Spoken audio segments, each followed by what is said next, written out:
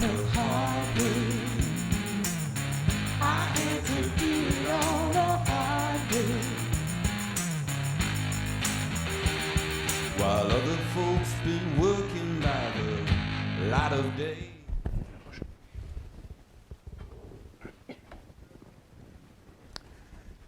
Buenas noches, señoras y señores, jóvenes de todas las edades. Esto es Crisol de Cultura en su programa 158. Desde la televisión de Ferrol, la ciudad gallega ilustrada por excelencia. Y es desde esta geografía del noroeste de España que damos a todos ustedes, a todos vosotros, la más cordial bienvenida en este sábado 13 de mayo de 2023. Saludos muy afectuosos a todos nuestros espectadores de Hispanoamérica y en general a todos cuantos entiendan y conozcan la lengua castellana, la lengua española más universal. Y bien, con el pretexto de que el próximo día 28 de mayo, dentro de un par de semanas, se celebrarán en España elecciones municipales de donde saldrán nuevas corporaciones en los diferentes ayuntamientos, nuevos alcaldes y concejales, será con tal motivo que hablaremos hoy entre nosotros a propósito del gobierno de las ciudades, de cómo mejor cumplir los objetivos que fundamentan básicamente los diferentes servicios que han de prestarse a los ciudadanos. En definitiva, de cómo hacer más próspera y atractiva una ciudad, la que sea, aquí o allí, en cualesquiera geografía, que buena parte de todas estas inquietudes de servir a la mejor conformación de una ciudad, de su vida pública, de su latido de cada día, resulta una tarea muy semejante en todos los sitios.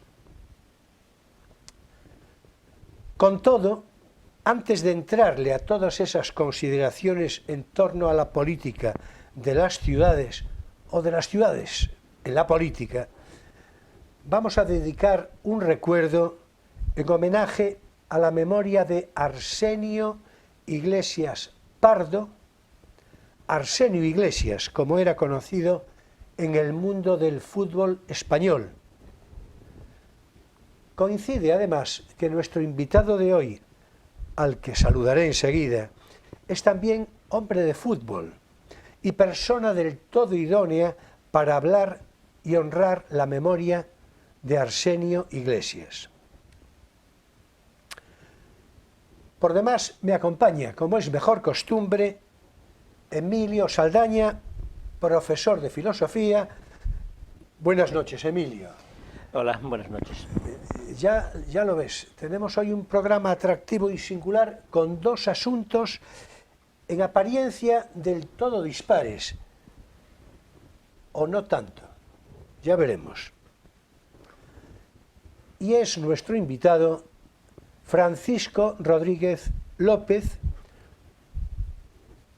empresario, cofundador de Ediciones Embora, una meritísima editora con sede en esta ciudad de Ferrol, desde la que emitimos, que acaba de cumplir, la editora, claro, ahí es nada, 30 años, desde que echó a andar allá por el año 1993. Motivo pues para muchas felicitaciones y el mejor deseo de más y más larga vida. Por demás, Francisco Rodríguez, Paco Rodríguez y yo mismo nos conocemos prácticamente desde niños y tenemos un cumplido recuerdo de adolescencia, de juventud, y tanto así, y por todo eso, siento yo por él un marcado principio de amistad, de muy sincero afecto.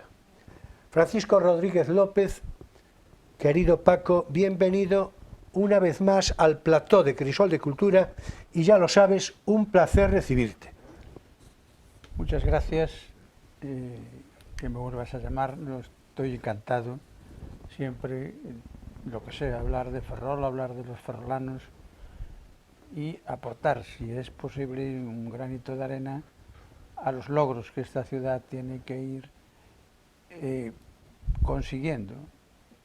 De alguna manera, yo creo que todos los ferrolanos tenemos que aportar nuestro grano de arena, y una forma importantísima de aportar nuestro grano de arena es yendo a votar todos el día 28. Cada uno a defender su idea, su ideología, sus preferencias, hasta sus amistades. Pero tenemos que conseguir el día 28 que Ferrol, que parece que después de una serie de años triste, muerto, económicamente fatal, pues parece que efectivamente sí surgen brotes verdes, y creo que todos los ferrolanos tenemos que estar al unísono apoyando cualquier iniciativa que se pueda dar y defender en todos los sentidos lo que es Ferrol, lo que representa Ferrol y lo que representan los ferrolanos que por el mundo están y los que estamos aquí defendiendo nuestra ciudad.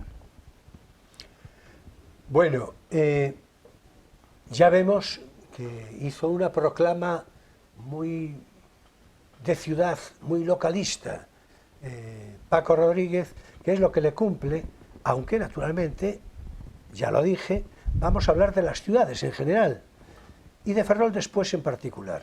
En todo caso, yo creo que el fervor apasionado de Paco Rodríguez, al que naturalmente yo me sumo también, ¿verdad?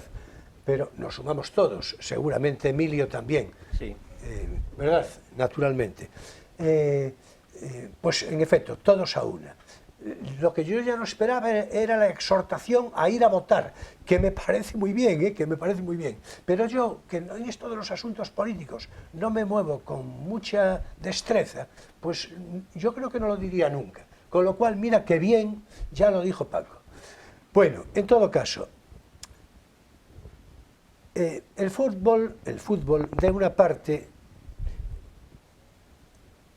en consideración a la memoria, ya lo dije, de homenaje a la memoria de Arsenio Iglesias, y la política, ya lo vemos, la presencia en palabras y hechos de la política en la vida de una ciudad, también, claro, de esta ciudad de Ferrol. De eso hablaremos, de una cosa y otra, y por este orden.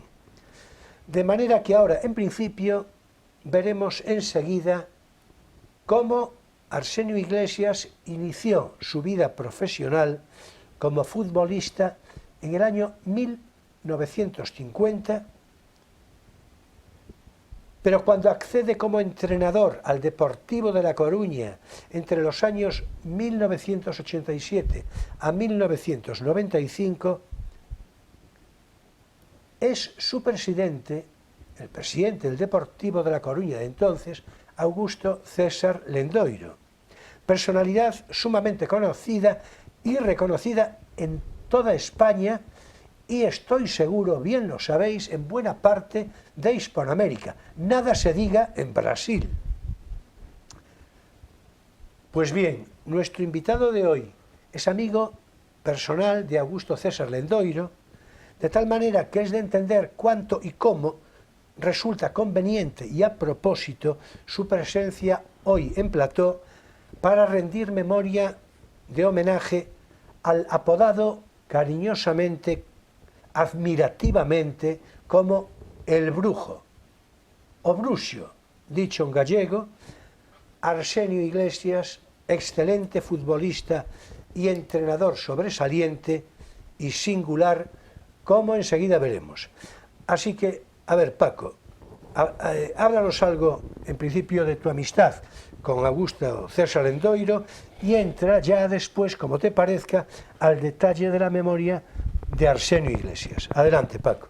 Bueno, a mí mi amistad, mi relación con Lendoiro viene de la época de que Lendoiro era director general de deportes de la Xunta de Galicia y yo era un miembro de la Junta Directiva del Club Baloncesto Ar.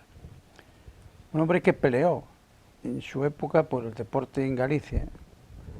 No vamos a decir que verdaderamente con el mismo afán o con el mismo ahínco por el deporte de La Coruña que por el deporte de otros lugares, ¿no? Augusto venía a veces, se venía a cenar a Ferrol con nosotros, a hablar del deporte en Galicia, a pedir ideas, a aportar cosas positivas.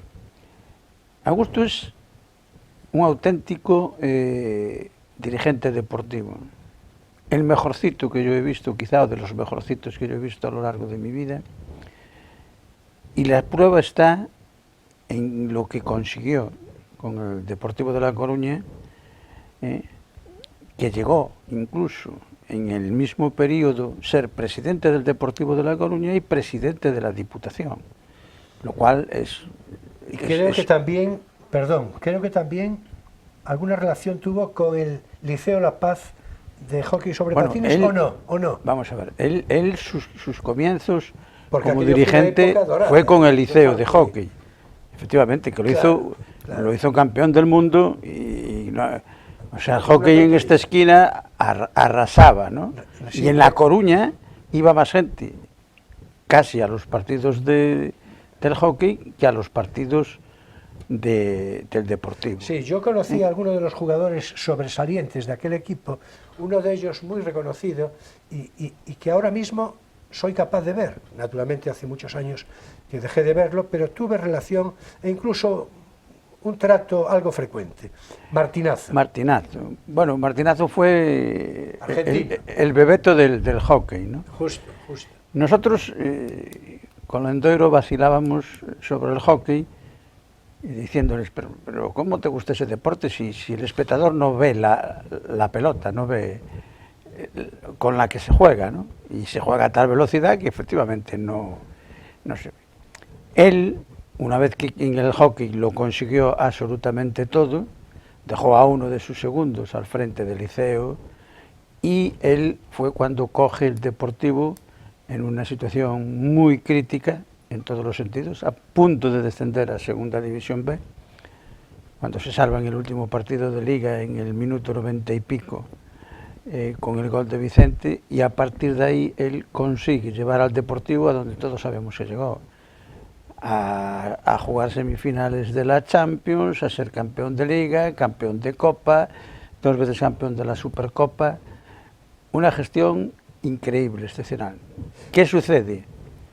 Que su pasión, su ilusión por darles a La Coruña un gran equipo que compitiese y superara al Madrid, al Barça, al Atlético, etcétera, les llevó a no pensar en la cartera. Y así el Deportivo está purgando hoy todavía la situación problemática que tiene. Porque, ojo, yo no creo que la situación problemática del Deportivo sea exclusivamente económica. Creo que hay un problema de que en La Coruña son incapaces todavía, y es lógico, de asumir dónde están, en la categoría en que están. Mentalmente siguen pensando que están en la máxima categoría, y tienen razón para pensarlo, porque este sábado había 27.000 personas en Riazor en un partido de primera federación, lo cual aquí en Ferrol, cuando vamos 6.000, es una alegría tremenda, 27.000. Pero, sin embargo, mentalmente, el Deportivo, los medios de comunicación de La Coruña, las peñas y tal, de alguna forma no son capaces de reposar la situación que tiene el fútbol en La Coruña, y tiene que ser a toda prisa, hay que ascender, hay que ser primeros, y están obsesionados, no son capaces. Siguen, casi un mes después, hablando de que les faltan 2 puntos que tenían que haberse llevado de Ferrol si Arturo, el delantero centro del Deportivo, marca el gol, que en un fallo horrible de la defensa de Ferrol les pudo dar los 3 puntos. Bueno, no puede haber esa prisa, el Deportivo tiene que serenarse, el Deportivo tiene que ir, y eso sí que lo sabía hacer Augusto a las 1000 maravillas. Bueno, ya vemos que a Paco, con esto de hablar de fútbol, no se le puede dejar cuerda, porque es que nos hace el programa solo. Es decir, todo lo que dijo es sumamente interesante, pero claro, aunque digamos que indirectamente relacionado con lo que nos ocupa, no hay que olvidar, yo le pedí, claro, que hablase de su amistad personal con Augusto César Lendoiro, porque es interesante. Todo lo que dijo, yo, que no tengo la misma autoridad y reconocimiento próximo que tiene él con Lendoiro, pero yo estoy totalmente de acuerdo, totalmente de acuerdo. Es más, Paco, yo no te quiero emplazar de una manera solemne, pero casi. ¿Acaso en próxima oportunidad, ya veremos, más o menos cercana, pero podríamos hablar, mira cómo me voy a comprometer, podríamos hablar, porque es muy interesante, de los grandes presidentes espectáculo y eficaces que hubo en España? Por ejemplo, Augusto César Lendoiro, Jesús Gil. Podemos hablar de Caneda. Caneda, claro, porque desde el punto de vista psicosociológico deportivo, eso es interesantísimo, porque era un tiempo y un espectáculo, en fin, realmente, pero fascinante. ¿Te parece que podamos abordarlo cualquier día? Bueno, pues entonces ahora ya de César Lendoiro no, porque el homenajeado es Arsenio Iglesias, naturalmente, que coincide, por otra parte, en aquel deportivo pletórico que puso en marcha Augusto César Lendoiro, con jugadores, citaré algunos, en fin, porque de todos, en fin, resultaría excesivo y hasta injusto, pero citar a Bebeto, a Mauro Silva, a Yalmiña y por cierto, a Fran o Neno, como le llamaba Arsenio Iglesias, a ese jugador coruñés, de Fran, pues yo creo que esto es citar una referencia de equipo que explica por qué tuvieron aquel éxito. En todo caso, repito que Arsenio Iglesias es el homenajeado, Paco. Vamos a ver. Arsenio Iglesias nació, permíteme, en Arteixo, en gallego, el 24 de diciembre de 1930. Debutó como futbolista en un equipo que después, ya por entonces andaba medio ennoviado con el Deportivo de La Coruña, el Fabril. El Fabril, que nació independiente, me parece que en el año 14 incluso, exactamente, nació independiente, pero terminó emparentado, digamos, como próximo, ¿no?, como cantera del Deportivo, ¿no? Bueno, pues el Fabril, en el año 1950, ahí empezó Arsenio Iglesias como futbolista. Destacó tanto que enseguida, en el año 51-52, se incorporó al Deportivo de La Coruña, pronto en el primer equipo, al principio no, pero pronto en el primer equipo. Pasó después, de una manera más o menos fugaz, por otros equipos, Sevilla, Granada, Oviedo y ya por último el Albacete, donde se jubiló. Además fue entrenador, ya te paso, Paco, ya te paso enseguida, para que omitas esto ya. Además fue entrenador del Compostela, precisamente, del Zaragoza, del Hércules, del Burgos y, naturalmente, cómo no, memorablemente, de manera principal y sobresaliente, del Deportivo de La Coruña, al que entrenó, además, en 4 oportunidades diferentes, consiguiendo parte de lo que ya explicó Paco hace un momento. 2 subcampeonatos de la Liga Española y una Copa del Rey. Dirigió al Deportivo, hablo en términos estadísticos, ¿no?, para que se vea en montón la importancia de todo esto, ¿no?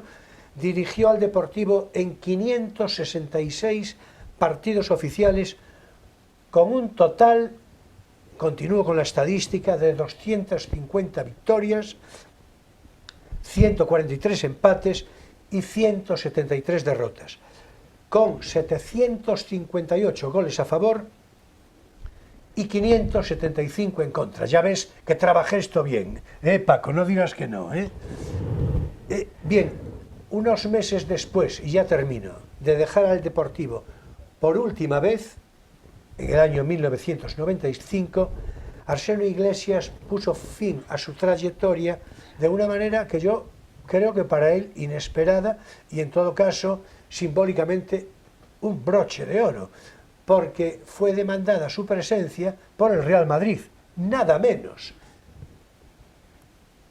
al que dirigió en la segunda parte de la temporada 1995-96, tras la destitución por entonces de Jorge Valdano.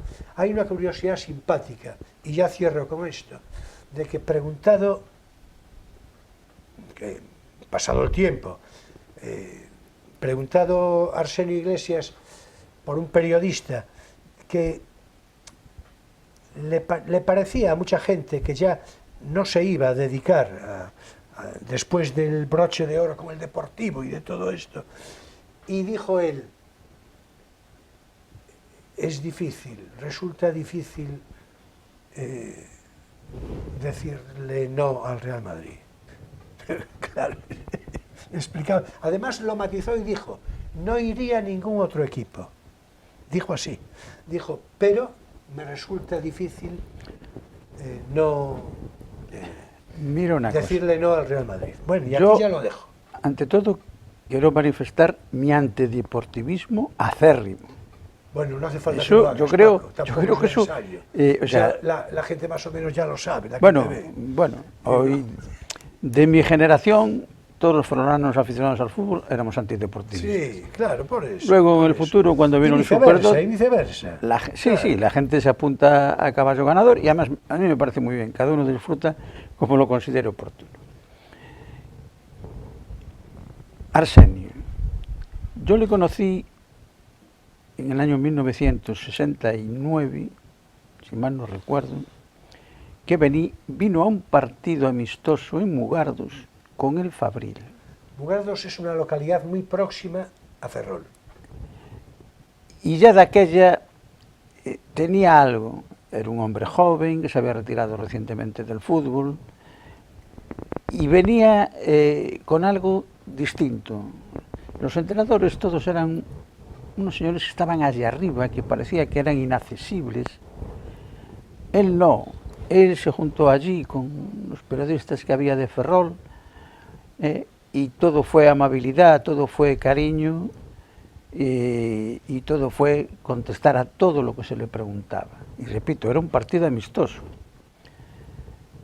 Desde luego, para mí, Arsenio es la única simpatía que el Deportivo ha tenido en mi persona, es Arsenio Iglesias Pardo, con diferencia. No por el entrenador que fue un muy buen entrenador, nada divismo, todo sencillez, toda amabilidad.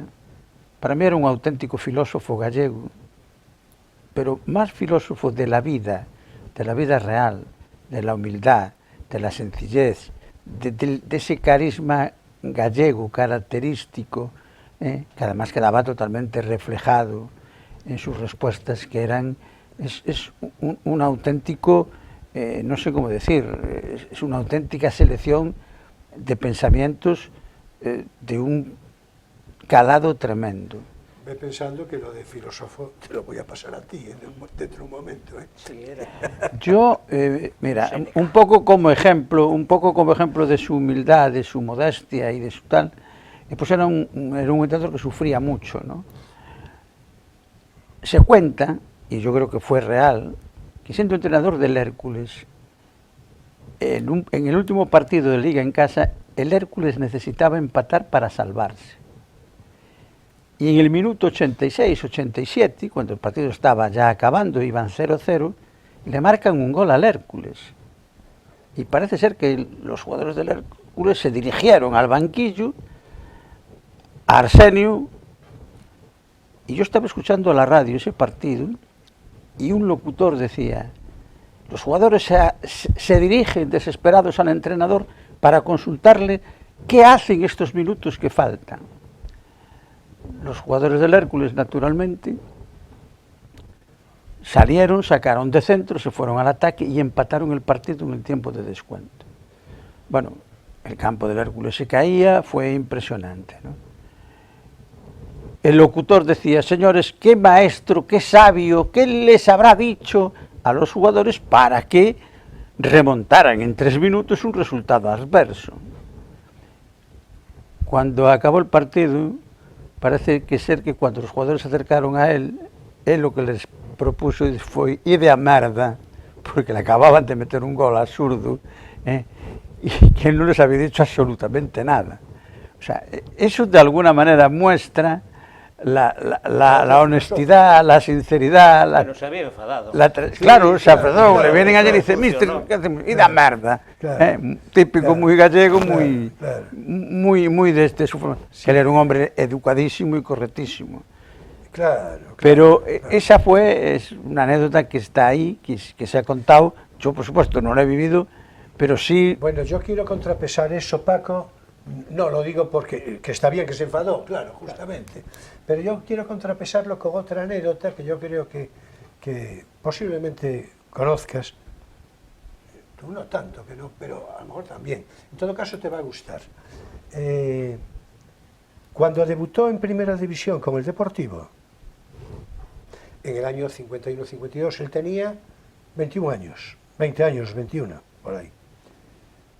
Debutó jugando contra el Barcelona, en Barcelona, en el llamado Campo de las Corts, por entonces. El Deportivo perdió 6-1 y ese gol, el 1, ese llamado gol del honor, lo metió Arsenio. O sea, él debutó con gol. Perdió un 6-1, pero él debutó con gol. La curiosidad, que es por eso que salí yo al rescate rápidamente, para compensar un poco, es lo siguiente. Él tenía 20 años, 21.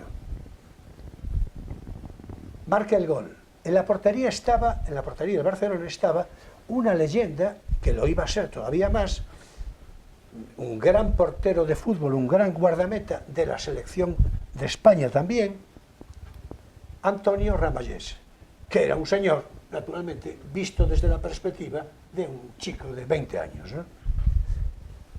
Se dice, y si non é vero ben trovato, que Arsenio marcó el gol, que era su obligación, es lo que estaba deseando, se fue a recoger el balón a la portería con las manos, se lo entregó al portero y le dijo, perdón, señor. Bueno, eso quedó... Perdón, señor. A mí me complace mucho que sea así o que haya sido así, porque desde luego, cuando dije que si non é vero ben trovato, es porque si no fue así, podría haber sido así. Eso le cuadra al personaje de Arsenio, a su vida.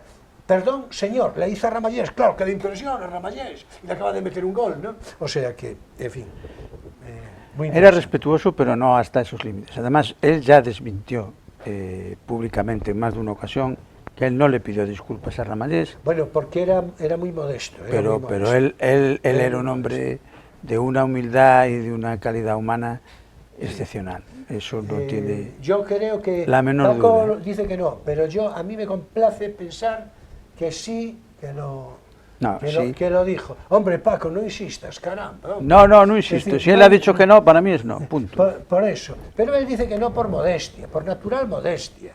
Porque una persona de Arteixo, pues es de natural modesto. Es decir, entonces, bueno, bueno, en todo caso, pues su sentido del fútbol, por redondear el comentario, el sentido del fútbol de Arsenio, su parte filosófica, mira por dónde, aplicada al fútbol, se ve cuando dice, yo creo que si no te defiendes bien, el equipo, claro, no puedes hacer grandes cosas, sobre todo los equipos pequeños. Si defiendes bien, tienes mucho ganado, en eso hay que pensar siempre. Parece así una frase, pero tiene un fondo de verdad profunda, ¿no?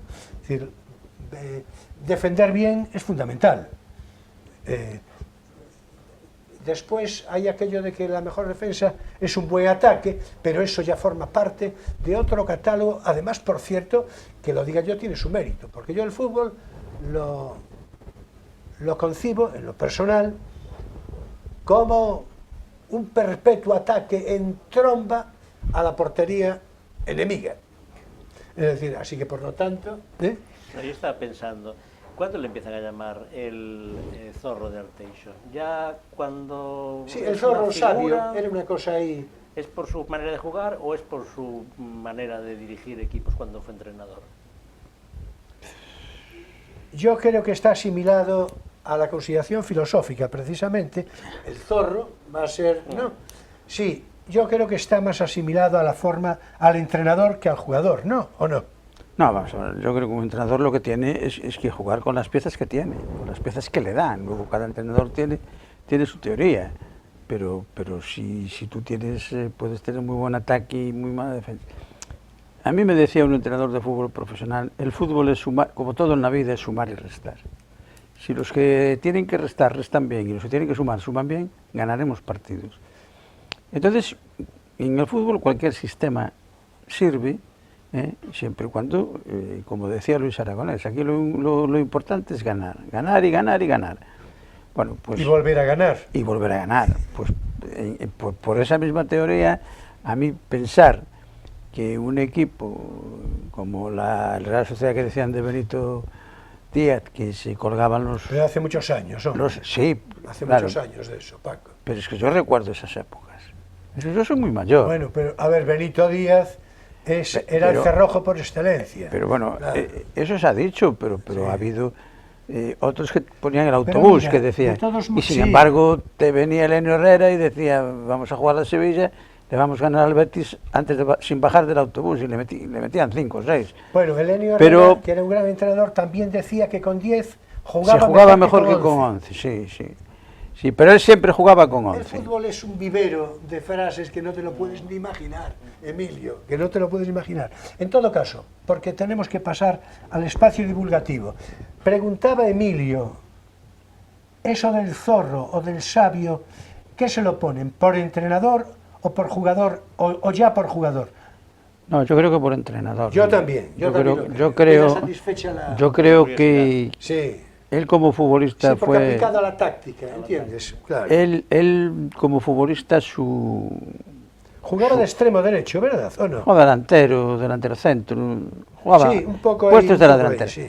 Pero su mayor éxito, su mejor época deportiva fue el año que estuvo en Sevilla y que Sevilla había ganado la Liga y jugó Champions, lo que hoy es la Champions, que era de aquella la Copa de Europa. Ese fue el nivel más alto que él llegó a adquirir. Sí, unos meses, tampoco fue mucho. Es decir, estuvo una temporada... Una temporada, no sé si entera... Metió 3 goles. Lo digo como curiosidad estadística para la... metió 3 goles. Porque era de meter goles. No era un gran goleador, pero era de meter goles. Sí. En todo caso, conoció a Alfredo Di Stéfano y lo conoció jugando al fútbol. Y en una ocasión memorable dijo, qué maravilloso hubiese sido tener a la saeta, como le llamaban, Alfredo Di Stéfano, en mi equipo. Claro, naturalmente, Arsenio, ¿cómo no? Arsenio Iglesias, allí donde estés, un abrazo y un beso.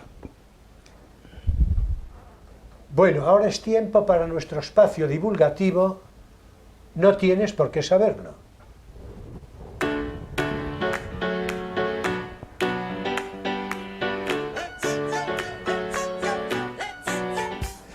Bueno, ya me consta que buena parte de vosotros, de ustedes, están deseando reconocer la voz timbrada y cantarina de Emilio Saldaña, que no nos pudo decir, muy callado, ¿no? Claro, que no nos pudo decir gran cosa, porque entre Paco y yo acaparamos esto de lo del fútbol, ¿no? Es la pasión esa futbolera. Exactamente. Bueno, de todos modos, yo te dije que te haría un comentario sobre el filósofo Arsenio. Ya no sé si nos va a dar mucho tiempo, seguramente no, pero bueno, que tendría su curiosidad. Sí. Y que estaría en el espíritu del sabio, del zorro, de Arteixo. Bueno, nos va a recomendar un libro magnífico. Atención a todo cuanto diga Emilio Saldaña. Y yo ya os voy diciendo que es importante que vayáis a comprar el libro y a leerlo, porque será más de una vez que lo leáis. Adelante, Emilio. Sí, el libro que traje esta vez es otro libro de Mangel, que es ese señor que nunca se sabe cómo se pronuncia, pero yo me he enterado, es Mangel, aunque el apellido se escribe sin acento, y por tanto tendría que leerse correctamente en correcto castellano como Manguel, pues no, es Mangel, y lo sé porque encontré una entrevista suya en internet y él se presentaba como Alberto Mangel, así que asunto zanjado. Debe ser del origen del apellido, a lo mejor es de origen alemán, el caso es que es Mangel. Bueno, hay que recordar que ya en su momento recomendé La historia de la lectura y algún otro libro más de este argentino que me gusta a mí mucho, pero eran libros siempre, o han sido, de carácter ensayístico, y este no. Este es una antología de la literatura fantástica, se llama Las aguas negras y se subtitula pues Antología del relato fantástico. Sabiendo que Mangel es argentino y que fue el lector de Borges y que tiene una relación casi discipular con este escritor, pues uno ya se imagina que la referencia en la que está pensando cuando elabora esta antología es naturalmente la antología de la literatura fantástica que hicieron en su momento Borges y Bioy Casares, claro. Pero, el libro de los seres imaginarios. Sí, ¿no? El libro de los seres imaginarios y la antología de la literatura fantástica. Esos libros son así la referencia de este. Entonces, claro, es un libro que recoge otros relatos y tiene una estructura ligeramente distinta. Tiene un prólogo diferente, claro, muy interesante, y tiene una breve introducción a cada uno de los cuentos seleccionados. Entonces, quería leer alguna cosita así del prólogo. Él define la literatura fantástica como un descubrimiento suyo personal, porque bueno, es muy biográfico en casi todo lo que hace Mangel, como un descubrimiento que hace a los 13 años, y define el cuento fantástico como el descubrimiento de ese cuento en el cual todo puede llegar a suceder. Esa es un poco como la definición programática de lo que sería un relato fantástico. Y después hace, y ahí se ve un poco el carácter finalmente ensayístico que tiene casi siempre por detrás, haga lo que haga Mangel, define los siguientes temas principales de la literatura fantástica, aunque la antología no es temática, no tiene esas secciones, sino que los cuentos están colocados un poco así como les cuadra, pero él recoge los 6 temas de la literatura fantástica en este prefacio tan interesante. El primero sería las bifurcaciones en el tiempo, donde el tiempo lleva 2 sentencias separadas, una para nosotros y otra para el resto del mundo, y pone como ejemplo pues el Rip Van Winkle, el señor que se duerme y luego despierta 100 años después y tal. El segundo tema serían los hechizos, que bueno, es un tema clásico de la literatura fantástica desde Homero hasta hoy, ¿no? El tercer tema serían los sueños, que se convierten en parte de la realidad. En fin, no vamos a poner ejemplos porque está la literatura llena de estos cuentos fantásticos en las propias Mil y una noches que tanto le gustaban a Borges, o en las aventuras del sueño del rey rojo en las aventuras de Alicia. De hecho, la clave onírica, la clave de los sueños, es una de las referencias, pero yo creo que más abusiva, lo diré en el mejor sentido de la palabra, y en el fantástico. ¿Verdad? Sí, yo creo que Es curioso que no aparezca ningún cuento de Lovecraft en esta antología, porque en Lovecraft efectivamente hay algunas novelas oníricas, las aventuras oníricas y estas cosas son muy... no solo salen esos monstruos llenos de tentáculos que vienen del fondo del mar y que duermen el sueño eterno en los eones esperando su momento de vuelta al presente, sino también hay muchas historias que tienen que ver con sueños y viajes en los sueños. Pero bueno, aquí no mete ningún cuento de Lovecraft. Otro tema sería el de seres y transformaciones irreales, como naturalmente Gregor Samsa, que despierta en su cama convertido en un insecto. De Kafka sí que hay un cuento, claro. Otro sería la mímesis, actos aparentemente inconexos que secretamente se dramatizan el uno al otro. Y pone el ejemplo de Macbeth, de los hechos que tienen lugar durante el asesinato del rey. Y otro, también muy clásico y muy antiguo, es el de los tratos con Dios y con el diablo, ¿no? Donde estaría, pues, en fin, desde Mefistófeles hasta, no sé. Aquí, ¿qué cita? Sí, mira, cita precisamente la trágica historia del doctor Fausto, como el típico asunto de... Pero bueno, hay muchos. En el fondo, incluso, pues, está en Wilde también. Al fin y al cabo, el retrato de Dorian Gray es un poco... Sin duda. Eso, sin otra duda. vez más, ¿no? Sin el doctor duda. Faustus de Man, ya ni te cuento. Pues esos son los grandes temas de la literatura fantástica, y en función de esos temas, pues él elige. Pero ya digo, no los clasifica los cuentos. Es una antología amplia, porque son 450 páginas y es una letra regular. ¿Cuáles son los que más me han llamado la atención a mí? Bueno, me llamó la atención que el primer cuento sea de Antonio de Alarcón, porque digamos que el arco de tiempo que cogen estos cuentos son el siglo XIX y el XX. Están casi todos cogidos. ¿Es Pedro de aquí. Antonio Alarcón? Sí, Pedro Antonio Bueno, Alarcón. bueno, La mujer alta es concretamente mira, el cuento, Déjame hacer que es un cuento un como de fantasma. comentario brevísimo, que es cultivar la anécdota desconcertante, seguramente. A ver, Pedro Antonio de Alarcón, atención, era el autor, confeso, preferido, de lectura frecuente, de Carmen Polo, esposa del general Franco. ay, pensé que ibas a decir de Franco, me equivoqué por un pelo. No, pues mira, ya que lo dices, bueno, pues más sorpresa todavía, ya veréis. El autor preferido de Franco, de un Franco previo a la Guerra Civil, era Valle Inclán. ¿Que os vais a quedar algunos? Pues sí, eso es para Pero mí patidifusos. más sorprendente que lo de Patidifusos. Alarcón y... Pero era y así, la- ¿qué le vamos a hacer? Pero además esto Pero ya está está llena de comprobado. sorpresas. Comprenderás que Pedro Antonio Alarcón, yo tenía que decir esto. Pues sí, pues sí. Claro. Bueno, ¿qué más me llamó la atención? Naturalmente hay un cuento de Borges, solo faltaría, que además es el cuento 25 de agosto de 1983, un cuento que retoma ese tema que ya trató en otros cuentos de los dos Borges, ¿no? El doble de dos momentos diferentes que se comunican. Está naturalmente Kafka, como ya dije. Hay muchos argentinos, cosa de esperar, ¿no? Está Cortázar, está Borges, está Mujica Lainez, aún hay alguno más por ahí. Bueno, está naturalmente James, pero Montag, James, no Henry James, el de los cuentos de fantasmas. De hecho, hay una antología de los cuentos de fantasmas de este James. P. de James, dijiste. No, Montag R. James. Ah, M.R. Ya. James, como Ya, se suele ya, conocer. Tiene una ya. antología de cuentos de fantasmas en es que Minotauro. me creo que está. quedaba así. Claro, no no. me cuadraba. Es que es muy común confundirse James con el Henry James, que también escribe También, cuentos de fantasmas, también, ¿no? claro, Pero también, que aquí no aparece en la antología. Hombre, meter otra vuelta de tuerca sería demasiado grande, porque eso no es un cuento, es una novela corta, y es, yo creo que la novela corta de fantasmas por excelencia. Pero bueno. Que no hace tanto que hablamos de Henry Sí, James. sí. ¿Qué más hay? Bueno, está Kipling, del cual también hablamos a propósito de la lectura del If, Sí, aquel sí, que sí. leí yo. Está Hermann Hesse, un poco sorprendentemente, pero bueno. Está un cuento Bueno, superclásico. bastante sorprendentemente. Sí, un cuento superclásico que es La mano del mono, de Jacobs, aquella mano del mono que concedía deseos y era muy siniestro todo. Y qué más, está Julio Verne, está Sacchi, que es curioso, porque Sacchi, más que un cuentista fantástico, es un cuentista satírico, y súper interesante que no lo haya leído, que él lo lea, porque es una cosa.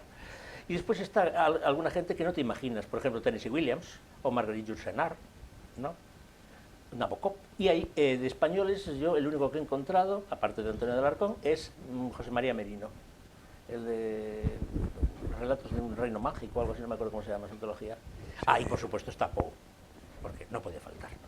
Está el caso del señor Valdemar, que aquí lo traducen, no recurre a la traducción canónica de Cortázar, sino a otra, y entonces aquí lo traduce el título como Los hechos en el caso del señor Valdemar. Pero bueno, es el caso del señor Valdemar, Sí, ¿no? sí. Además, la traducción canónica que acabas de citar, yo creo que Los es cuentos tal completos cual, de tal Cortázar. cual. Es decir, la mejor traducción de Poe es la de Cortázar, Yo creo que sin sí, duda. al español. Bueno, claro, a mí desde luego me lo parece. Sí, sí. Tanto así que yo se la voy recomendando. Este cuento es también muy conocido, el cuento del hipnotista y el hipnotismo más allá de la muerte. Sí, sí, El sí, extraño caso del señor Valdemar, que Sí. como se suele conocer. En fin, muy interesante para el que le guste la literatura fantástica, claro, el que sea así pintoresquista y realista, pues que no se lo lea, francamente. Pero para los que nos gusta el fantástico, una selección buenísima y donde hay muchas sorpresas y donde todo lo que es bueno, todo lo que está, quiero decir, es bueno. Publicado además en bolsillo de Alianza, o sea, muy asequible y una maravilla. Bueno, Aguas negras. en efecto, eso iba a Mangel. decir Aguas negras de Alberto Mangel, Mangel. ahí está. Alberto Mangel. Yo, como tengo una intuición especial, yo siempre dije, o casi siempre dije Mangel. Yo creo que no dije Mangel nunca. Mangel. Pero entiendo, sí, yo dije Mangel de siempre. Sí, pues yo tenía esa duda. Pero yo sí, la fonética castellana nos llevaría al tono agudo, ¿no? Sin duda. Claro, ¿no? al no tener Pero, acento. sí, pero yo siempre dije Mangel. Como yo suelo llevar la contraria en lo posible, pues a lo mejor por eso. Yo creo que es porque el origen será, pues no sé, alemán o no sé de qué idioma será Mangel. Y de ahí viene un poco... Probablemente, sí, probablemente. Bueno, pues esa es mi recomendación de hoy. Bueno, una recomendación que debéis de atender de modo sobresaliente. Ya veis que sí, el elenco, la antología de autores, la selección de autores es meritísima, extraordinaria. Así que, en fin, hasta aquí nuestro espacio divulgativo, no tienes por qué saberlo.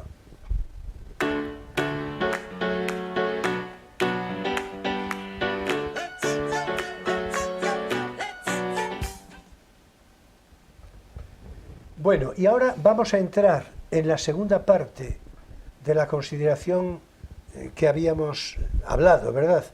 El pretexto de las elecciones municipales en España el próximo día 28 de mayo y por lo tanto la consideración de qué y cómo ha de seguir una política, digamos, consecuente y mejor y más sana en una ciudad u otra, en cualesquiera ciudad, digamos, reglada de una manera semejante en todo el mundo, y luego en esta ciudad de Ferrol en particular, sobre la que ya veis que según abrió discurso Paco Rodríguez, inmediatamente ya se refirió a Ferrol directamente.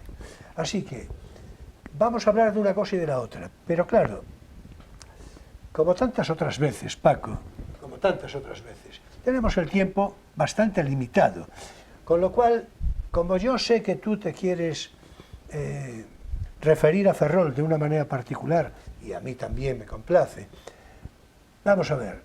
Primero, vamos a hacer una cosa, vamos a seguir un cierto índice para que no nos coja el toro del tiempo demasiado. Vamos a preguntas y respuestas, algo que es en realidad poco usual en este programa, ¿no? Que ya sabes que es una conversación reglada, ¿no? Pero vamos a ver, ¿cómo entiendes tú, y tú mismo, naturalmente, yo en su caso, cómo entiendes tú que ha de ser la política municipal de una ciudad en cualesquiera parte del mundo? No sé cómo decir, va a depender del número de habitantes, de una serie de circunstancias, pero hay una especie de espíritu que ha de, ¿verdad? Al margen de la población que pueda tener una ciudad, de su capacidad económica, de la gestión de un ayuntamiento es igual que la gestión de una empresa. Yo creo que ahí lo menos importante es la idea política. Gestionar una empresa es cubrir los servicios que esa empresa presta a los ciudadanos.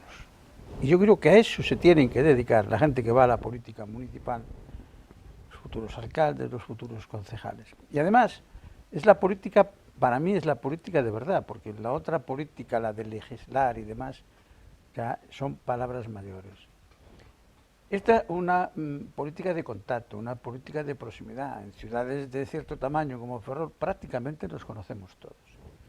Entonces, yo creo que el político que va a un ayuntamiento va a servir a sus conciudadanos, pero va a servir a sus conciudadanos en los servicios básicos y fundamentales que debe tener un ayuntamiento. Por lo tanto, es gestión, exclusivamente gestión. En un ayuntamiento no se va a legislar. Por lo tanto, el ayuntamiento, los servicios que tiene que prestar, los tiene que hacer de la forma más lógica y razonable. Y los políticos que van a los ayuntamientos, lo único que tienen es que priorizar las necesidades que tiene ese ayuntamiento, que tienen los ciudadanos de ese ayuntamiento, y todo lo demás es mentira.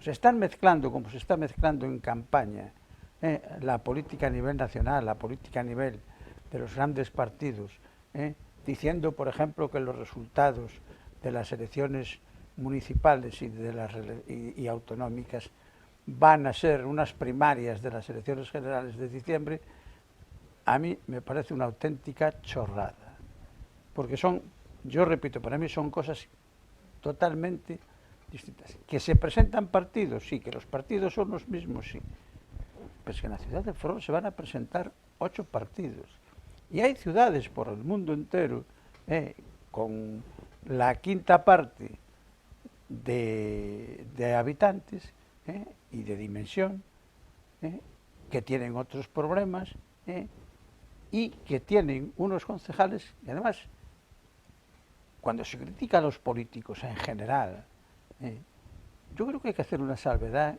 con los políticos de ámbito local. Los miles y miles de concejales que hay en España trabajando por su ayuntamiento, callada, honradamente, seriamente, pertenezcan al partido que pertenezcan, hay que valorarlos. Eso pasa, y perdóname que ponga un poco el ejemplo también del fútbol, porque antes de iniciar el programa lo estuvimos comentando, pasa como con el fútbol o con cualquier tipo de deportes, que hay miles de directivos de equipos de infantiles, juveniles, de modestos, etcétera, etcétera, con una labor de años y que están sin cobrar nada, al contrario, costándole dinero y haciendo una gran labor. Pues esos son los políticos de verdad, los políticos que sirven al pueblo desde el anonimato, defendiendo a su pueblo, a su ciudad o a su aldea. Bueno, vamos a ver, a mí me parece que la palabra clave es servir, porque yo creo que en eso sí que vamos a estar todos de acuerdo en que sería, digamos, la consecuencia ética, la exigencia, el compromiso.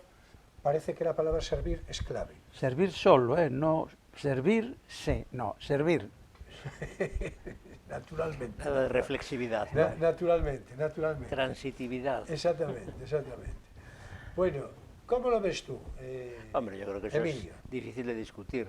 Me refiero al papel del político valioso. Pero, claro, luego está la actualidad. Está la realidad que leemos en los periódicos, está lo que sabes, y ves que eso que tendría que ser se ha convertido casi en un ideal, en fin, pocas veces realizado o lejanamente puesto en práctica. Eso es lo triste. En cuanto a si estas elecciones son unas primarias de las generales, bueno, eso ya se verá, yo no sé. No tiene por qué serlo, claro. De hecho, la función no es esa. Pero en este momento concreto de crisis del sanchismo, por decirlo así, pues a lo mejor sí que resultan. Eso no lo sé yo. Ahí. En todo caso, yo creo que seguramente vamos a estar de acuerdo, salvo el tono, digamos, de benéfico, porque es de natural bondadoso, Paco. Entonces, pues ya dijo que la mayor parte son gente honrada y honesta y tal. Yo no quiero negarle a nadie, naturalmente, esa condición. Ojalá sea así, ojalá sea como mayoritariamente dice Paco. Ahora, hay una cosa que está clara. Yo no creo que nadie dude, bueno, nadie con una posibilidad reflexiva y de observación, de que este tiempo de hoy, consecuencia, por otra parte, de lo que es la sociedad, pues da lugar a una política y por lo tanto a unos políticos de un carácter mediocre, marcadamente mediocre, en su sentido, digamos, no puramente descriptivo, sino, pero manifiestamente. Claro, esto tiene una importancia mayor, porque, y esto nos lo podrá decir si cabe mayor y mejor, de mayor y mejor manera Emilio, porque en general todo esto provoca gentes desahogadas sin una noción que le reprenda precisamente a su reflexión crítica y a sus presupuestos éticos, y se produce un desarreglo tremendo precisamente por ausencia de una personalidad cultural mínima, sin grandes pretensiones de que, en fin. Y esto es lo que explicaría tanto desparpajo nocivo en la gestión política cotidiana, en la política municipal, por supuesto, Y en el gobierno nacional ni se diga. Yo creo que el gobierno nacional de España, en este momento, cualesquiera persona que no lo vea desde una perspectiva de ideología directa e interesada, echa un vistazo, digamos, una captación fotográfica, psicofotográfica, de los personajes, desde el presidente hasta el último ministro, si es que hay último. Y ya se nota inmediatamente todo esto que vengo diciendo. Tanto que produce asombro pensar que eso sea gobierno y sean ministros. O sea, ministros y ministras, naturalmente. De todas maneras, yo estoy de acuerdo con Paco en que en la política real la honestidad, el trabajo bueno, etcétera, se ve mucho menos que el malo. Entonces es muy difícil que no tengamos una visión negativa, claro. Claro. Porque se publicita mucho más lo malo que lo bueno, es mucho más visible y claro, es mucho más decepcionante la política que si tuviéramos una información veraz y, en fin, Pero proporcionada. yo pienso que eso viene, primero, porque la política se ha deteriorado de tal manera, en muchos aspectos, que cada vez el nivel de los políticos es más bajo. Sí, es lo que decía, En todos los la aspectos. mediocridad. No, que decía. él está hablando del aspecto cultural. Estoy No, hablando de otro no, aspecto. en general. Porque hay mucha gente que hoy orienta su vida a hacer de la política su profesión. Bueno, Pues, claro, lo aprovechar. lo que yo decía. Pero Sí. Claro, vamos a ver, claro. pongamos casos concretos, ya que estamos en política local. Lo que no puede ser que una ciudad de 60.000 habitantes, 60 y pico mil habitantes, lleve 4 años con un gobierno en minoría. Porque los partidos solo se ponen de acuerdo para nombrar alcalde. Y cuando salen de ese pleno en que han nombrado alcalde, lo que hacen es pasarse automáticamente a la oposición. Paco, Y no si- permiten gobernar. Mira, si me permites, eso lo vamos a abordar de inmediato. Cuando tú porque digas. Lo tengo aquí previsto. No, es que es interesante, pero lo quería yo poner un poco en suerte, porque yo creo que esto es muy interesante para reflexionar si esto de acuerdos entre facciones, una cosa es que sea legal. Vamos a ver. Pero es que, perdona un inciso, Sí. no solo sucede en Ferrol. No, Porque si no, vamos no, a Orense, claro. esto es para echarse a llorar. No, pero por supuesto, Sí. no, pero por eso yo le quería dar un carácter, digamos, de reflexión más universal.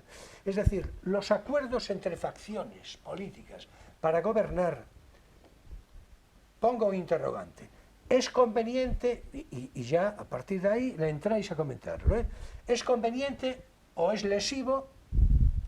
¿Tendría o no que estar regulado por ley que pusiera algún tipo de límite y de condición a acuerdos tales, cuando menos para evitar defraudar a una mayoría electoral de votantes, de una determinada candidatura, la que sea, a la que se pretende suplantar con la suma aritmética de facciones minoritarias, a veces manifiestamente residuales?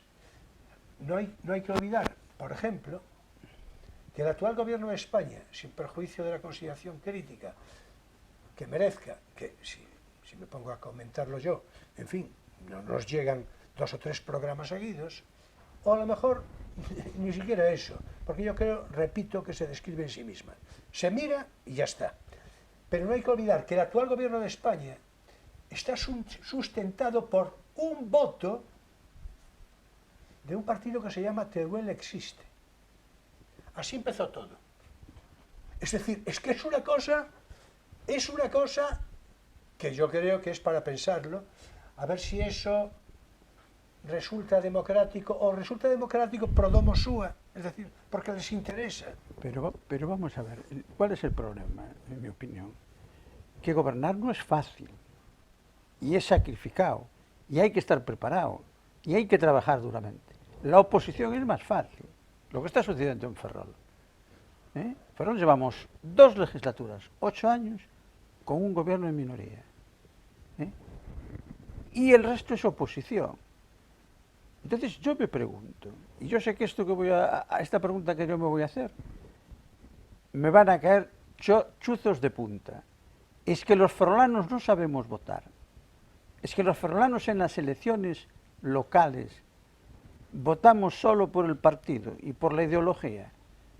O sea, Ferrol necesita un gobierno del partido que sea, pero que tenga mayoría y que pueda gobernar sin estar con las manos atadas y sin tener que estar gobernando cada... Así nos sucede lo que nos está sucediendo. Por cierto, ¿sabes que ahora a Ferrol le llaman la frutería? Porque van haciendo las obras manzanita a manzanita. Porque no hay acuerdos, porque no hay unión. O sea, ¿cómo se puede llegar al pleno de principio de legislatura, votar 13 personas un alcalde, y de esas 13, 6 pasarse a la oposición antes de salir ya de ese pleno? Y llevamos así 8 años. Con lo cual es un deterioro que, por cierto, en algunas zonas de fuera de Ferrol, políticamente a los partidos les viene muy bien. Porque lo que no le toca a Ferrol lo van arramplando a ellos. Hombre, claro. De lo Quisiera que que unos me pierden, entendieran. ganan otros. Sí, bueno, yo espero que vosotros, aquellos que estáis muy alejados geográficamente, podáis asimilar a vuestro alrededor situaciones municipales de ciudades próximas a vosotros, las mismas en las que habitéis, que tengan unas consideraciones de problemas semejantes. Bien, en todo caso,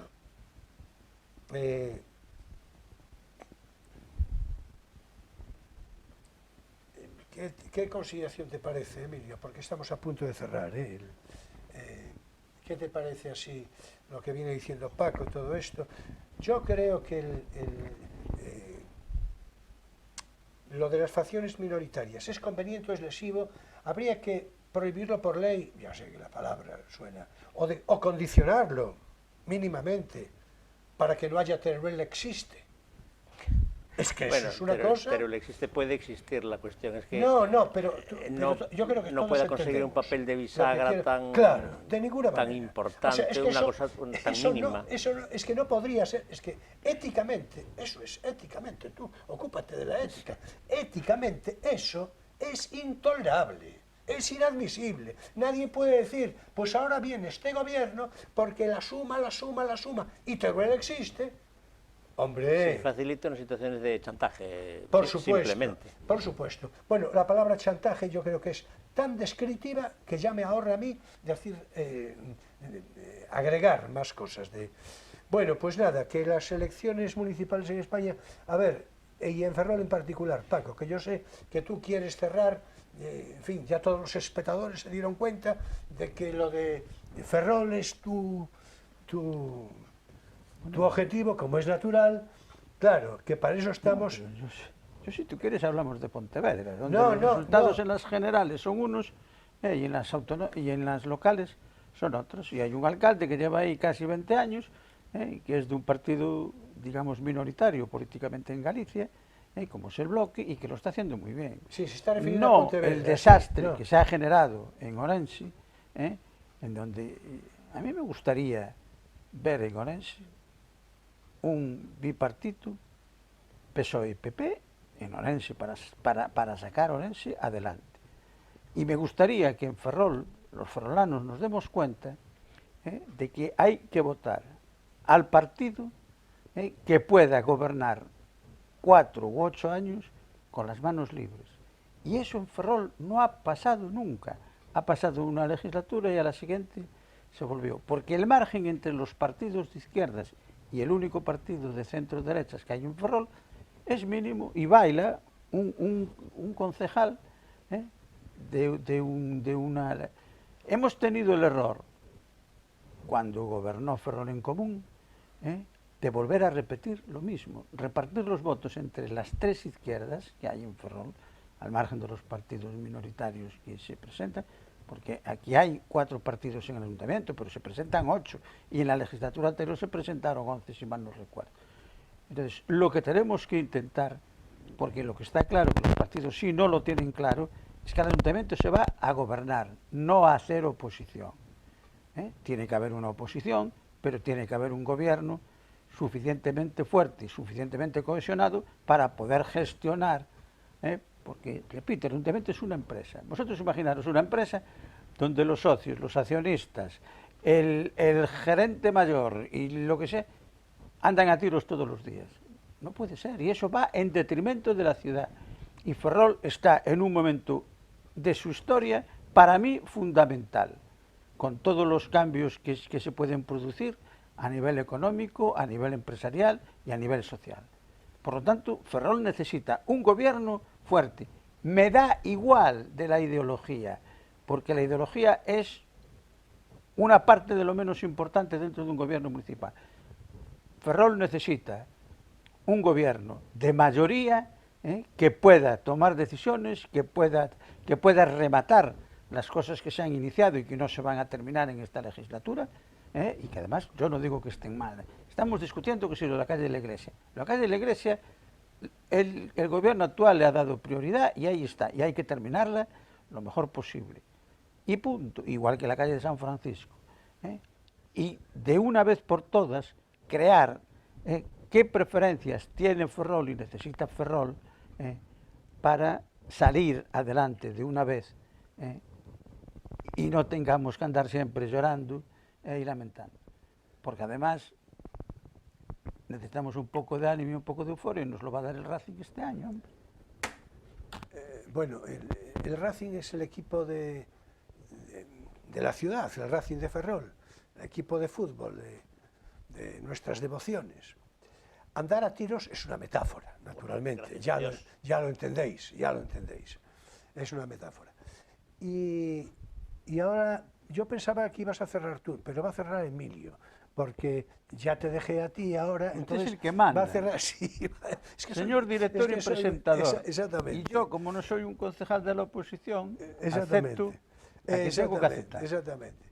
Vamos a ver, digo que vas a cerrar tú, porque ¿qué te parece la exhortación última de Paco? No con ánimo crítico, sino ese concepto de que sea...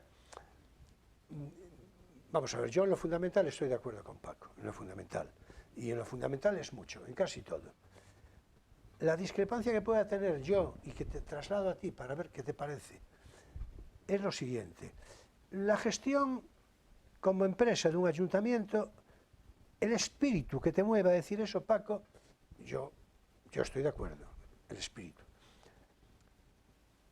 Eso cuando a continuación dice, me es igual la ideología, bueno, le es igual la ideología a Paco.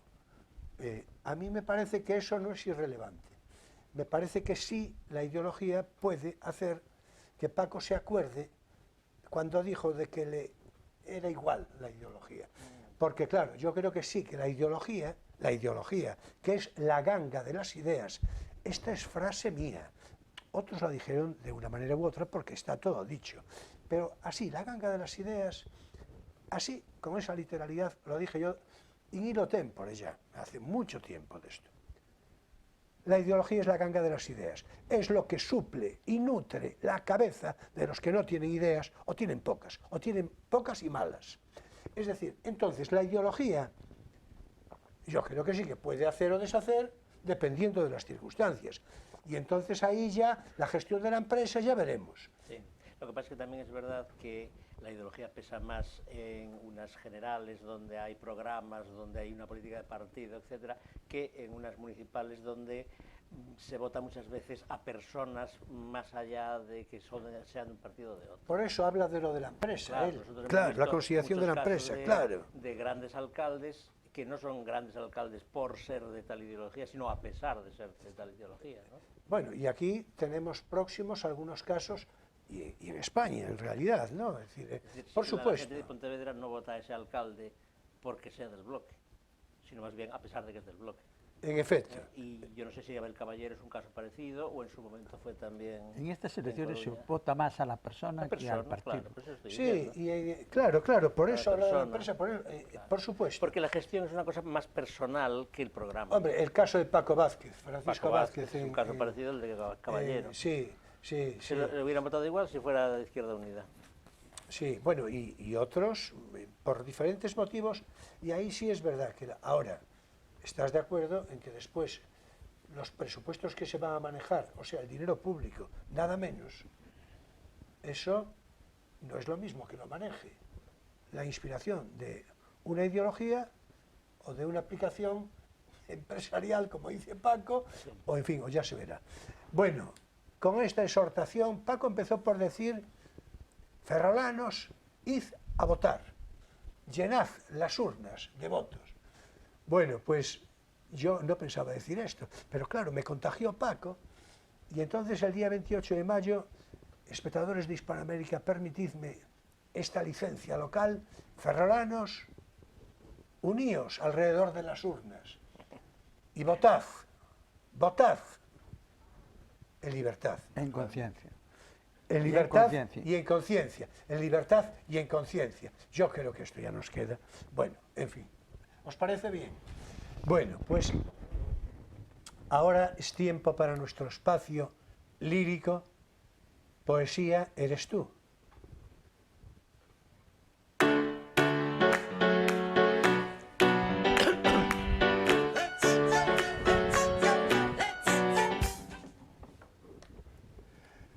Bueno, y hoy, sobre todo aquellos espectadores que seguís el programa con más asiduidad, ya lo sabéis, el sábado último iniciamos una cruzada de sumo interés, trasladando en lectura, iniciando la lectura de las que llamamos Memorias de Quiquí de Montparnasse. Bueno, Quiquí de Montparnasse, que están escritas sobre los finales de los años 20, me parece recordar que el año 29, pues las Memorias de Quiquí de Montparnasse las vamos a leer, vamos a continuar la lectura hoy y en semanas sucesivas hasta su final. Yo creo que en 4, 5, 6 semanas habremos finalizado la lectura de estas breves pero jugosas Memorias de Quiquí de Montparnasse, que vienen recogidas en el número 15 de la revista Poesía, del 28 de julio de 1982, el mes más fecundo del año, pero con diferencia, el de julio, ¿verdad? El de Julio Manuel. Bueno, ya no quería yo. Editada por el Ministerio de Cultura de entonces en España, repito, 28 de julio de 1982. Bueno, Quiquí de Montparnasse era la modelo que posaba para Fujita, un pintor japonés nacionalizado francés del que ya dimos cuenta y hemos de repetir. Ahí tenemos en pantalla a Quiquí, las Memorias de Quiquí, pintor japonés nacionalizado francés y convertido al catolicismo. En fin, hay que ver qué personalidad la de Fujita, que era amigo personal de Quiquí, claro, muy sobre todo desde que empezó a posar para él, porque ya sabe Emilio que Fujita era un pintor japonés especializado en pintar gatos y mujeres desnudas. Véase Quiquí. No necesariamente por ese orden. No necesariamente por ese orden. No, y yo, no sé, no quiero interpretar a Fujita, pero yo creo que, en fin, tenía una cierta predilección por las mujeres desnudas, desde luego. Quizá haya que apuntar que los gatos también los pintaba desnudos. Sí, sí, ciertamente. En este tiempo de hoy, conviene mucho decir eso. Sí, conviene mucho decir eso para quitarle la mantita y la rebequita a los gatos y a los perros y esas cosas que se ven por ahí, en fin, que hay que ver. Ya sé que cada cual puede hacer lo que le parezca. Y yo, criticarlo. Ahí estamos. Así que la adorable y dulce y envidiada Quiquí. Eso vamos a leer seguidamente. Vamos a ver, la semana pasada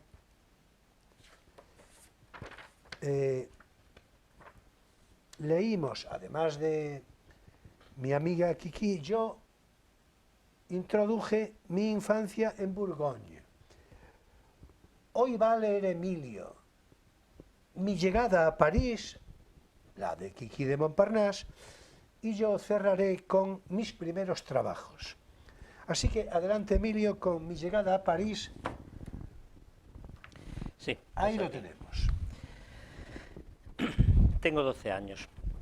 Mi madre escribe a mi abuela que hay que mandarme a París, pues debo aprender a leer. Yo estaba muy afligida. Pienso con terror que tendré que volver a ver los bancos de la escuela, y además quiero mucho a mi abuela. Después de todo, a mi madre no la veía muy a menudo. Para mí era una dama de París que venía todos los años a pasar un mes en vacaciones y que me traía juguetes, zapatos de charol o un bonito vestido. Mi abuela cogió el tren hasta Troyes y allí me dejó a cargo de un jefe de estación que me coló en primera, recomendándome a una señora que me miraba altivamente. Debo de estar ridícula. Llevo mi pelo negro, ala de cuervo, cortado de cualquier manera. Una boina azul demasiado pequeña con un pompón rojo. Tengo la cara amarillenta, estoy delgada. Me cuelga en bandolera una bolsa de tela con mi nombre bordado, con hilo rojo, para que no me pierda. Por fin sale el tren.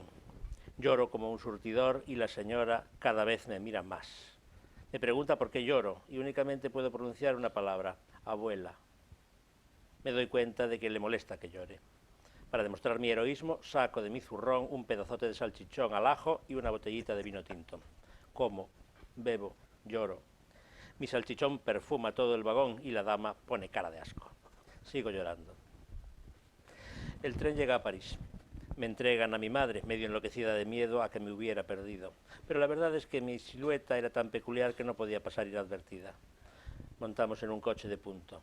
Mi madre se muere de risa cuando le pregunto si a las calles tan relucientes de París les dan cera y que debe ser muy cansado hacerlo.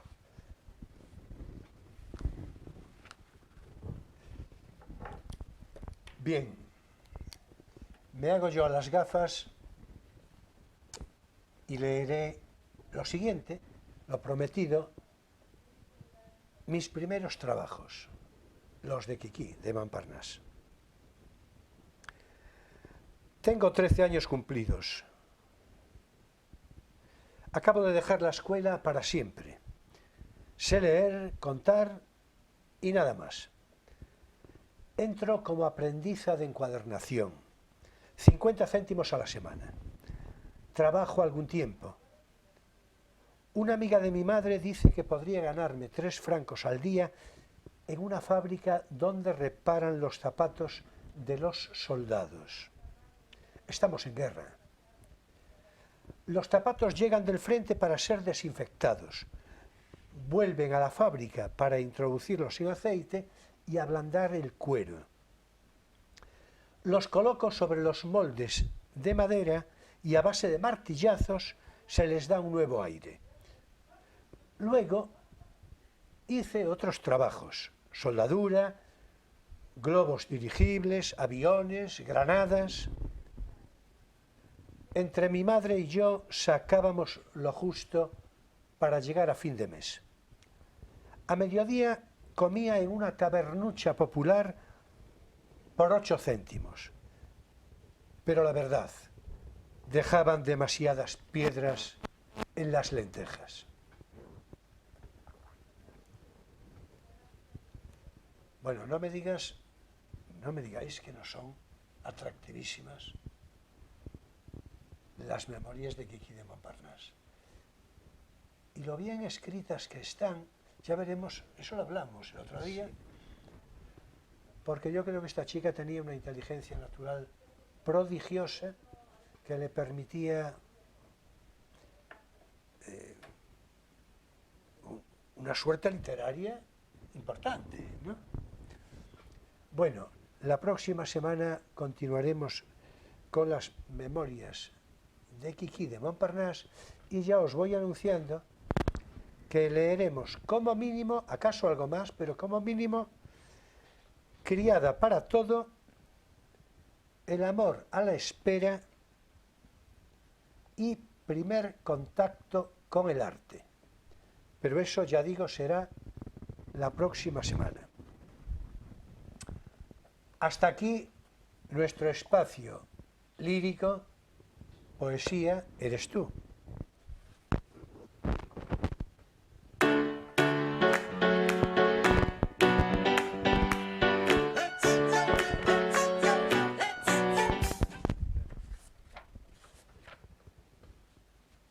Bueno,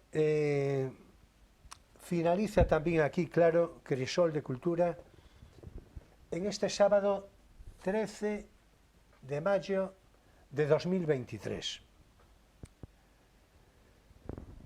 Bueno, muchas gracias, Paco, ya sabes, por tu presencia, por tu conversación, y algo ya te preapunté antes, hablando del Endoiro, de Jesús Gil, de Caneda, de otros, en fin, en todo caso, sea eso u otra cosa, si te parece, ya con el verano abierto, que, en fin, en un par de meses más o menos, pues te convoco de nuevo y reanudamos la conversación sobre el resultado de las elecciones últimas, que ya se habrán producido naturalmente, o sobre lo que te parezca. ¿Estás de acuerdo? ¿Qué me dices? Siempre de acuerdo, yo no tengo ningún problema. Bueno, pero ¿te parece bien la propuesta hecha Sí, así? sí, sí. Bueno, ¿quieres apuntar algo como cierre? No, ¿qué quieres que te diga? No. Que estoy esperanzado con que las elecciones den los resultados más óptimos para Ferrol, Y sobre todo más esperanzado con el Racing de Ferrol. y muy esperanzado con el Racing de Ferrol. Claro, claro. Lo hablábamos el otro día, ¿no? Así Y me no decías... se habrá muerto por ver al Racing 3 puntos por encima del Deportivo. Bueno, eso es un poco de humor negro, pero en fin, en todo Sí. caso,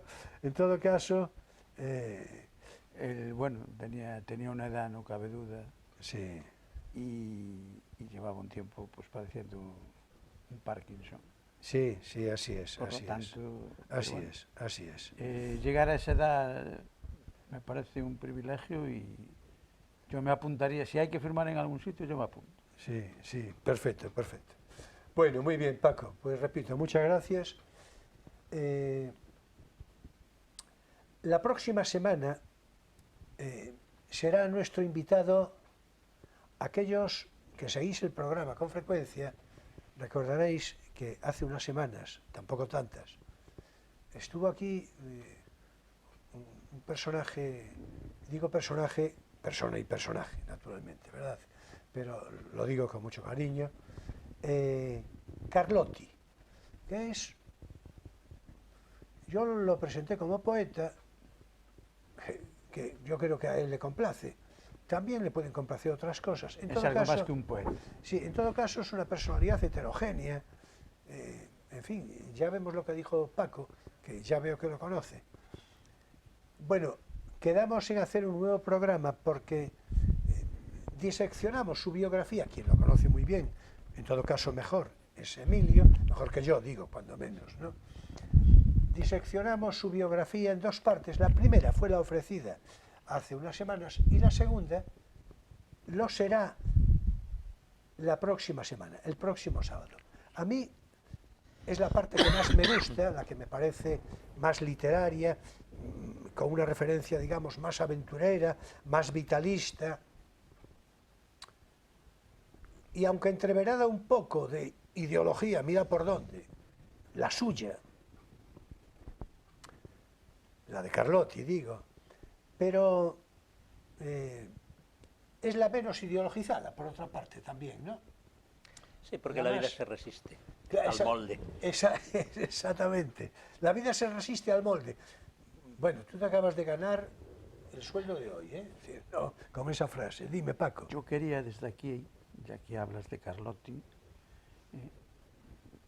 pedir a los ferrolanos que de cualquier manera que no perdamos la poesía salvaje que lleva 16 o 17 años, 15 años 15, acabo de celebrándose en Ferrol, y que por circunstancias que no vienen al caso, parece ser que en el futuro no se va a poder celebrar.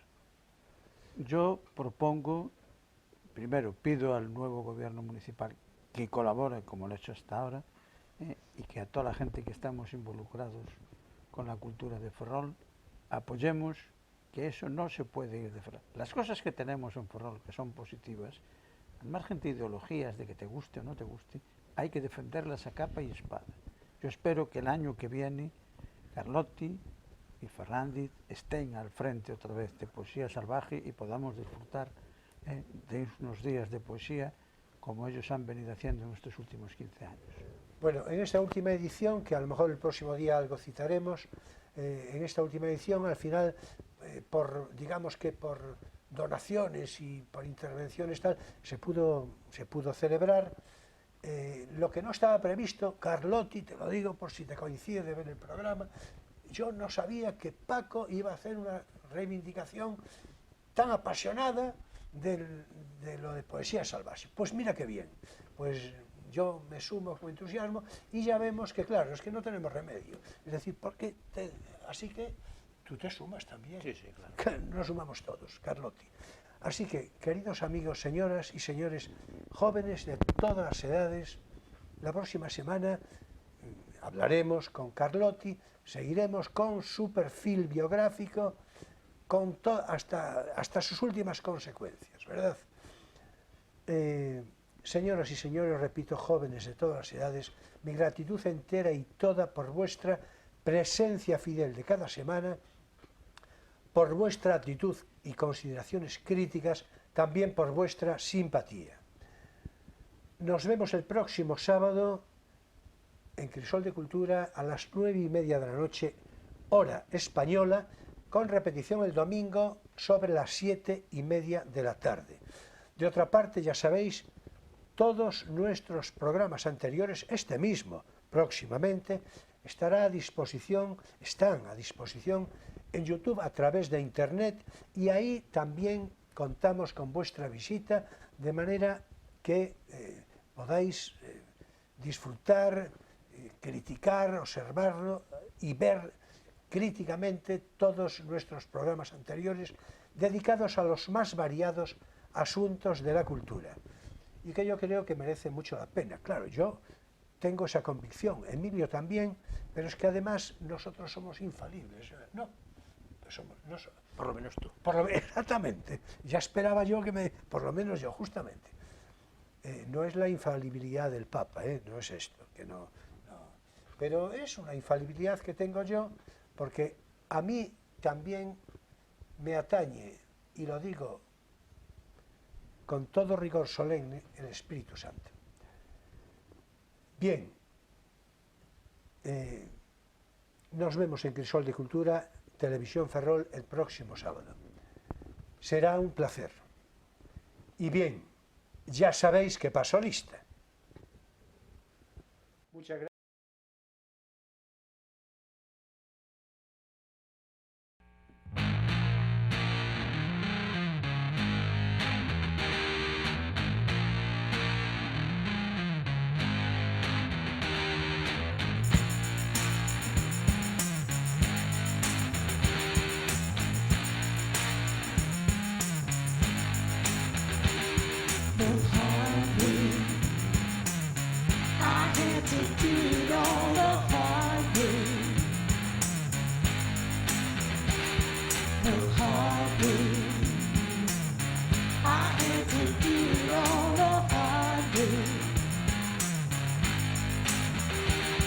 While other folks been working by the light of day.